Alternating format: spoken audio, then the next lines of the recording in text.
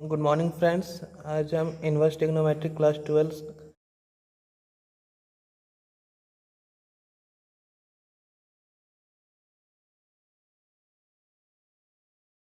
का पढ़ने जा रहे हैं। इसमें कुछ बेसिक कंसेप्ट पहले देखेंगे, जैसे कि रेंज एंड डोमेन क्या होता है। तो हमारा डोमेन, जैसे ये example x equal to sine theta, तो इस पर थीटा जो है वो हमारा डोमेन हो जाएगा और x जो है हमारा रेंज हो जाएगा। डैट मीन्स थीटा अगर 30 डिग्री ले रहे हैं हम, तो x equal to sine theta, x equal to sine theta, तो x equal to sine 30 degree. तो 30 डिग्री का वैल्यू होता है 1/2। तो इस पे जो 30 है वो डोमेन हो गया हमारा, और जो 1/2 आया वो रेंज हो गया। उसी प्रकार हम 45 डिग्री लिए तो इसका वैल्यू 1/2 आया, तो इस पर 1/2 हमारा रेंज हो गया और ये हमारा डोमेन हो गया। उसी प्रकार ये है। और सबसे पहले हम जानेंगे कि जैसे यहाँ पे है इन्वर्स ट्रिग्नोमेट्री, तो इन्वर्स क्या होता है। ट्रिग्नोमेट्री तो हम क्लास 11 में पढ़ चुके हैं, लेकिन इन्वर्स क्या होता है।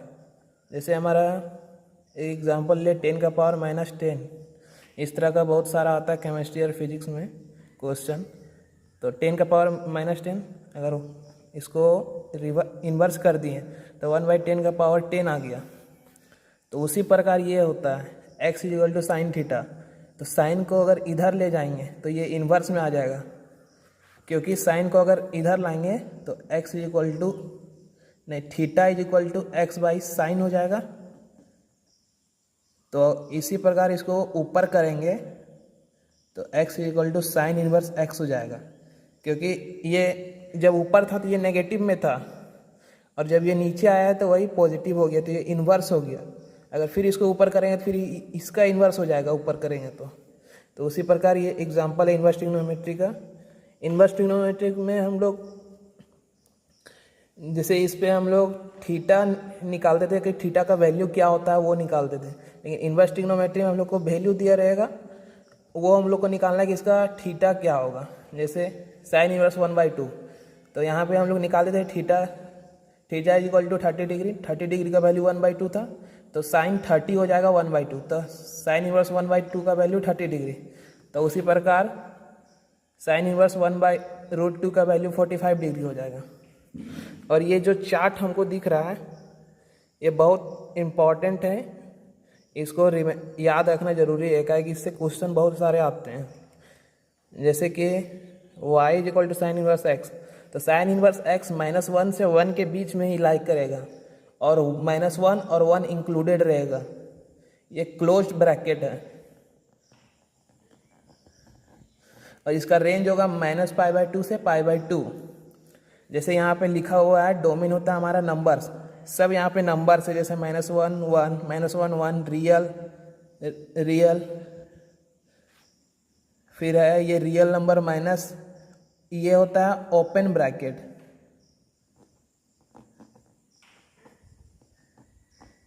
ओपन ब्रैकेट में हम लोग जैसे क्लोज ब्रैकेट में -1 से 1 का बीच में भी लेते थे, जैसे हो गया -1 और 1 के बीच में हो गया 0, तो ये भी लेंगे 0 लेंगे और इंक्लूडेड -1 और 1 भी लेंगे, लेकिन इसमें -1 और 1 के बीच में ही लेंगे, -1 और 1 नहीं लेंगे। ओपन और क्लोज ब्रैकेट में बस यही डिफरेंस है और कुछ नहीं। एक बार ये चार्ट हम लोग रिमेंबर कर लेंगे। डोमेन याद करने का जरूरी उतना नहीं है, लेकिन याद कर सकते हैं, लेकिन जितना जो रेंज ज़्यादा जरूरी याद करना। उसी प्रकार एक ये फॉर्मूला है, साइन इन्वर्स -x होता है साइन इन्वर्स x। जैसे कि जो साइन में अगर साइन का अगर वैल्यू नेगेटिव में है तो ये बाहर आ जाता है। 10 का थीटा का वैल्यू अगर नेगेटिव में है तो ये भी बाहर आ जाता है नेगेटिव, और कॉसेक का भी वही होता है, लेकिन कॉस कॉट और सेक ये याद रखना है। कॉस कॉट और सेक अगर नेगेटिव में इसका थीटा का वैल्यू है तो पाई से माइनस कर देते हैं, और कुछ डिफरेंट नहीं है। अब कुछ क्वेश्चंस करते हैं हम। First exercise 2.1। पहला क्वेश्चन है y is equal to sine inverse -1/2 -1/2। तो अभी हम एक प्रॉपर्टी पढ़े थे कि अगर साइन थीटा में अगर माइनस होगा तो वो बाहर आ जाएगा, तो उसी प्रकार यहाँ पे बाहर आ गया minus sine inverse 1/2 y is equal to minus π/6 होगा इसका वैल्यू। π/6 means 30 degree. अभी हम पढ़े थे और क्लास 11th में भी हम पढ़े ट्रिग्नोमेट्रिक का वैल्यू क्या क्या होता है। तो हमारा π/6 -90 से 90 के बीच में लाई करता है। अब question number 2, y is equal to cos inverse √3/2। तो √3/2 किसका वैल्यू है? कॉस 30 का, और कॉस का हमारा रेंज है 0 से पाई, मतलब 0 से 180 के बीच में, और 0 भी इंक्लूड होगा और 180 भी। तो 30 डिग्री हमारा ये दोनों के बीच में है। उसी प्रकार हम देखेंगे y is equal to cosec inverse 2। तो कॉसेक इनवर्स 2 भी 30 का वैल्यू होता है। तो हमारा y इज इक्वल टू π/6। तो कॉसेक्स का भी डोमेन हमारा होता है 0 से पाई, बट π/2 को छोड़ के 0 से पाई होगा। तो ये 0 से पाई के बीच में लाई कर रहा है। उसी प्रकार 10 का y is equal to 10 inverse -√3। तो इसमें भी माइनस बाहर आ जाता है, तो y is equal to -10 inverse √3। √3 का वैल्यू होता है 60 डिग्री। π/3 60 होगा, पाई हमारा 180 डिग्री होता है। तो 180/3, तो 3 6 जा 8 और 0 60 डिग्री आ गया हमारा। तो 60 डिग्री भी हमारा 90 और 180 के -90 से 90 के बीच में लाई कर रहा है। उसी प्रकार हम ये क्वेश्चन देखेंगे, y is equal to cot inverse -1/2। हम लेकिन कॉट में अगर माइनस रहा तो हमारा पाई माइनस कॉट इनवर्स हो जाता है। तो y is equal to pi minus cot inverse 1/2।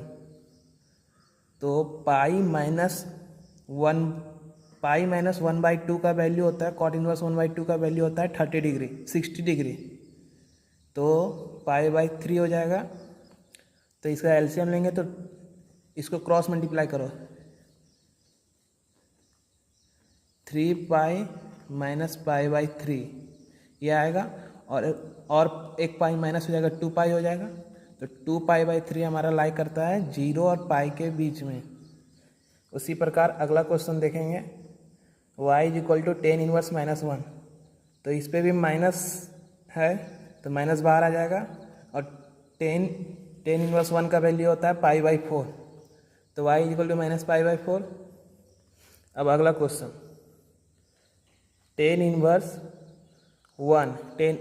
1 का वैल्यू होता है π/4, कॉस इनवर्स -1/2।